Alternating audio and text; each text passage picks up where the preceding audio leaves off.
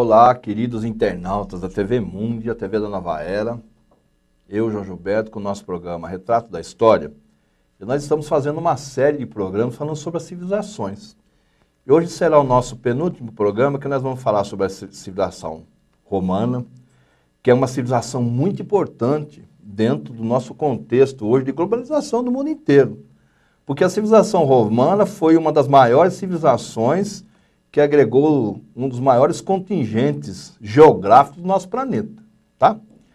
A civilização romana surgiu de uma pequena comunidade agrícola, fundada lá na Península Itálica, pelos etruscos, no sul da Europa.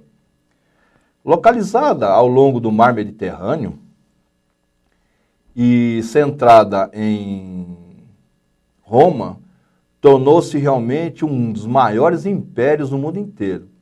Então aqui, nós temos que realmente fazer uma pausa, porque isso dá-nos, hoje que nós temos o mundo inteiro, nós já falamos no programa anterior de uma outra grande civilização que influenciou no nosso mundo aqui ocidental, que foi a Grécia.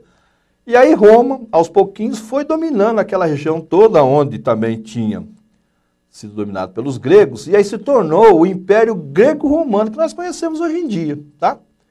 Então, o Império Romano, ele dividia-se em três partes. A monarquia foi até 509 a.C., né? Através da expulsão dos etruscos. Depois nós tivemos a República até 27 a.C., tá? E depois foram criados o sistema militar com os triunviratos. Então, olha só, os três processos, no caso da civilização romana, realmente foram, E aí começa a entrar justamente aquilo que a gente conhece em cinema, conhece muito em livros, que são os famosos imperadores. E através de Júlio César, 60 anos antes de Cristo, Grácio e Pompeu, tá? E depois, 45 anos antes de Cristo, César, com o nome Poder, assume o governo, mas aí um ano depois ele é assassinado. Então, dentro das histórias que a gente tem visto muitas vezes aí no cinema e realmente em muitos livros, Júlio César foi um dos imperadores mais impressionantes que teve. Depois desse processo de Júlio César, nós tivemos o segundo período, que foi Marco Antônio, Lépido e Otávio, E aí entra de novo mais uma morte aí que foi do Marco Antônio, assumiu o Otávio em 27 a.C., começando assim praticamente o Império Romano.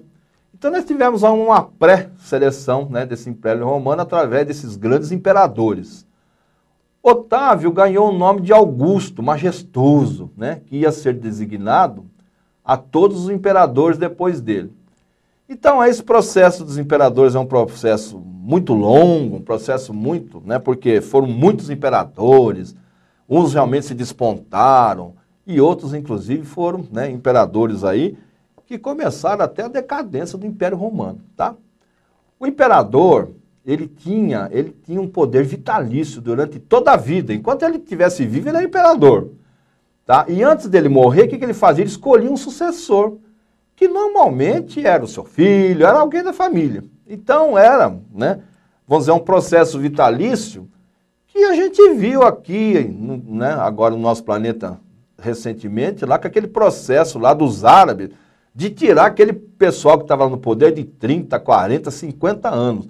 Mas só que aquela época era mais longo, porque o imperador, normalmente 30, 40 anos, e aquilo ia se passando para toda a sua família.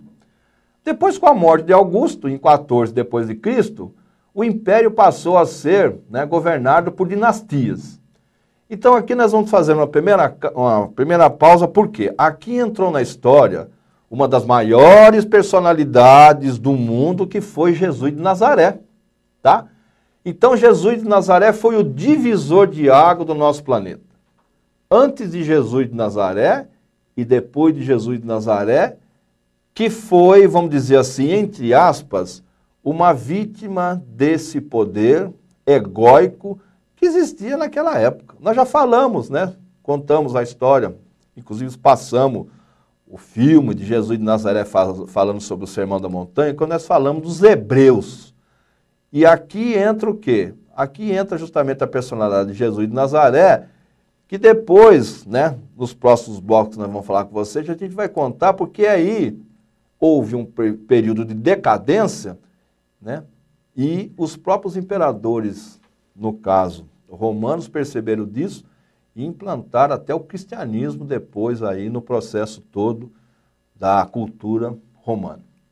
Então, nós tivemos depois também outro processo que foi através de Júlio, Claudina, 14 a 60 anos depois de Cristo, Tibério, aqui é um nome conhecido, Calígula, Cláudio, Nero. Aqui já começou a entrar, né, algumas personalidades, que a história realmente, né, referencia, até algumas pessoas meio descompensadas aí, até psicologicamente. Depois nós tivemos outro processo de Flávio, né, Vespasiano, Domiciano, né, e através da recuperação das finanças, que já não estava muito boa lá no comando, tá, lá dos romanos. Então esse é o processo que a gente falou no início do triunvirato. Antoninos, né, de 98 a 192, Nerva, Trajano, Adriano, olha só, Marco Aurélio, Cômodo, aqui já começou realmente a crise do poderio todo romano. Tá? E aí entra um período de despotismo. Por quê? Porque é um período que as pessoas se julgam todo poderosa, que pode fazer tudo, e aí depois de 193 a 235 depois de Cristo, entra realmente um período da crise do império. É aquilo que nós já falamos de outras civilizações, gente. Se as civilizações fossem voltadas para o bem comum, para o bem do povo todo, mas normalmente não. A maioria dessas civilizações serviu para atender interesses, muitas vezes, de apenas um grupo, que é o grande erro que aconteceram na maioria das civilizações.